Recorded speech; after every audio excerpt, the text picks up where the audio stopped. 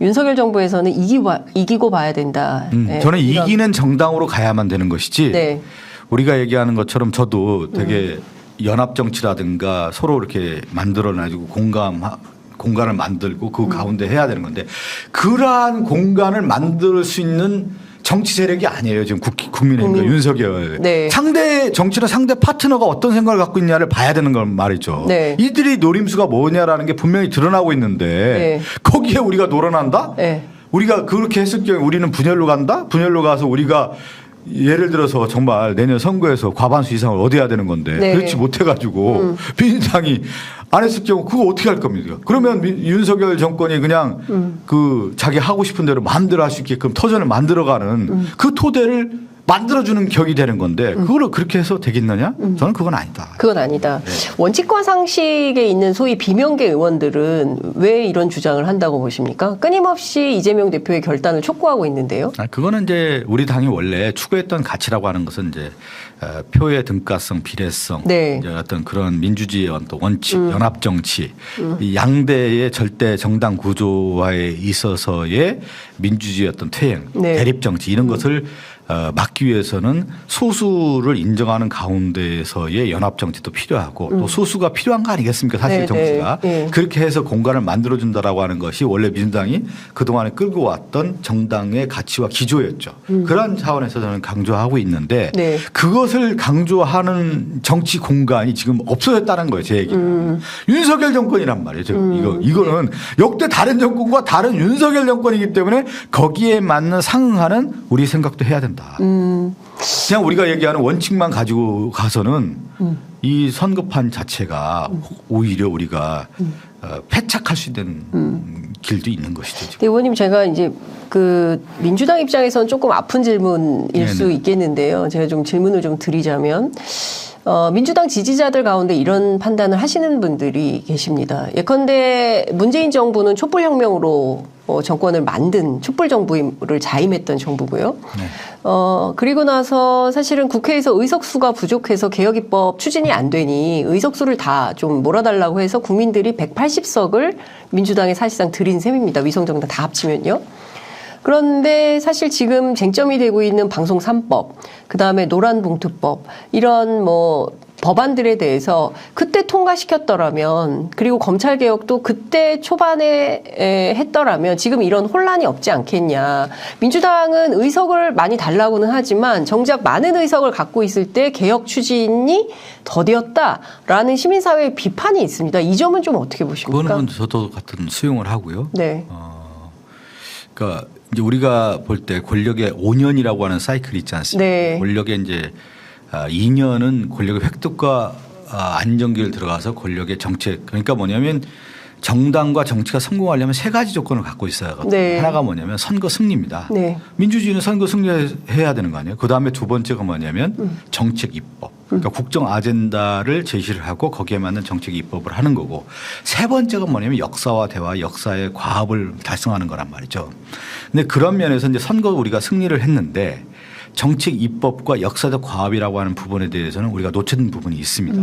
근데 하나가 뭐냐면 전제 이제 문재인 정부에서 초기에 저는 그걸 했어야 될 것 같아요. 그러니까 87년 체제와 우리가 이제 민주화를 이뤘는데 그 이유가 뭐냐면 부작용들이 있었던 거 아니에요. 네. 그래서 촛불혁명이 일어난 거 아닙니까? 그러면 뭐냐면 저는 그 당시 개헌을 했어야 된다고 봐요. 그래서 개헌을 하고 임기 단축을 하더라도 선거 제도를 바꾸고 네. 실질적으로 얘기하는 행정구역 개편이라든가 우리가 한국 사회가 가야 할 방향에 대한 것들을 네. 저는 그게 역사적 과업이라고 봐요.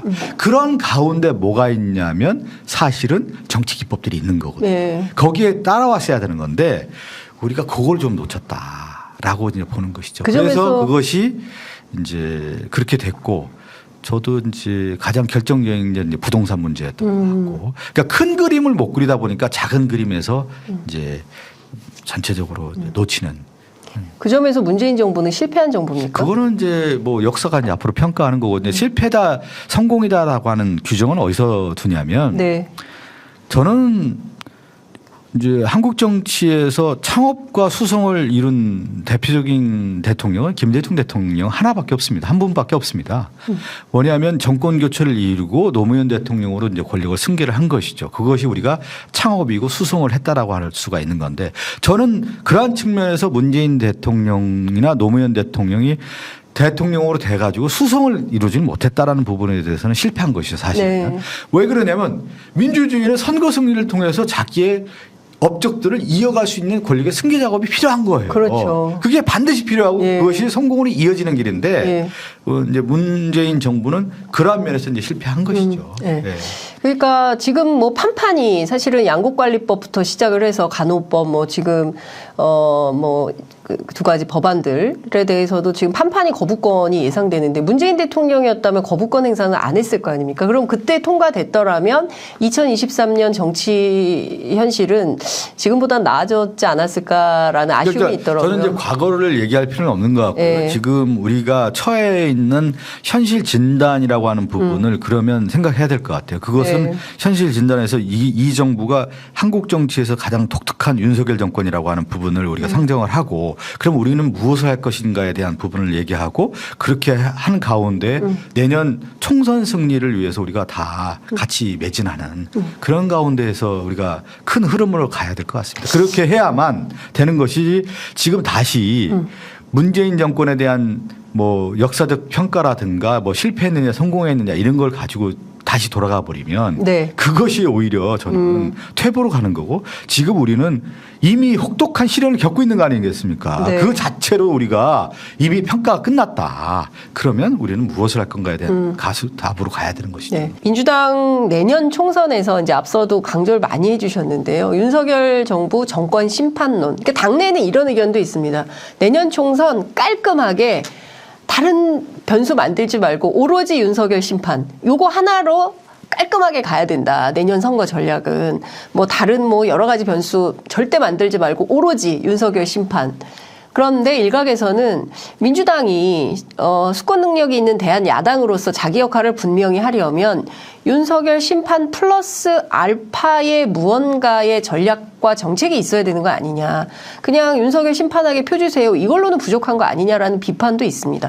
의원님께서는 어떻게 보세요? 그러니까 선거가 이제 복잡한 함수 관계일까 있는데 네. 이제 1차 함수적인 게 굉장히 강해요. 하나의 큰 이슈를 가지고 네. 선거를 치르고 거기에서 지지세를 결집하고 이제 판가름이 나는 거기 때문에 이제 우리 당 입장에서는 좀 윤석열 정권 2년간에 봤을 때 역사의 퇴행을 봤을 때 그 심판론이 맞다라고 하는 거고 그 심판에 부응해서 지금 얘기하는 플러스 알파라는 것은 당연히 경제적인 문제 아니겠습니까? 그 윤석열 심판은 경제적인 것이 들어가는 것이죠. 지금 올해 경제 어렵고 내년 더 어려운 거고 민생 상당히 어려운 문제이기 때문에 대한정당으로서의 민주당이 가야 할 방향. 그래서 미래경제, 민생경제라고 하는 측면에서 이재명 대표뿐만 아니라 당 지도부가 이제 주장을 하는 거고요. 네. 그래서 5대 공약들을 지금 내세우고 있는 거 아니겠습니까? 미래경제 또 민생경제 이렇게 해서 방향을 잡는 거고 그건 저는 하나의 축인 것 같고요. 네. 그래서 그렇게 이제 선거를 가야 되는 것이죠. 그러면서 뭐냐면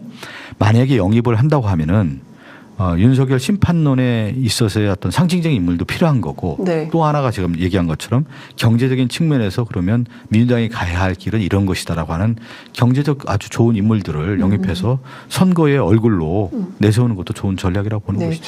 근데 이제 그 어제 용해인 대표가 저희 방송 출연하셔가지고 그랬어요? 한 네. 얘기는 대표가 횡재세를 당론으로 정해서 추진하려고 하는데 민주당 상임위, 그러니까 그 국회 상임위 산점인가요? 에서는 안 된다 이거. 그래서 의원들이 버티고 있어가지고 통과가 안 되고 있는 이 아이러니한 상황.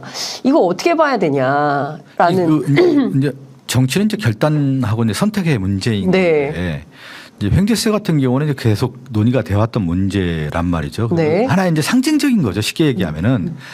국민은 이렇게 고통받고 있는데 이자를 통해서 그렇죠. 누군가만 배불러 있다라고 하면은 거기에 대해서 우리가 이야기한 사회 양극화 불평등의 문제가 가장 큰 문제이기 때문에 이것을 제도적으로 세금의 문제는 이제 조정하자고 하는 것이 이제 취지에서 나온 건데 네. 그러면 이제 상임위에서는 이걸 어떻게 바라보냐라는 좀 논란은 분명히 있는 건데요. 그랬을 경우에 이제 여러 가지 또 대안이 나올 수 있는 거 아니겠습니까? 이자에 국민에 대한 부담을 줄이는 가운데에서는 어떻게 하겠느냐. 저는 대안적인 것들이 앞으로 앞으로 나올 수 있다고 봐요. 네. 알겠습니다. 아유, 의원님 너무 저기 네. 알토란 같은 말씀들을 막 해주셔서 민주당이 지금 어떤 고민을 하고 있고 정책이 어떻게 가려고 하고 선거 전략이 어떤지 이렇게 좀 감이 잡히는 건데요.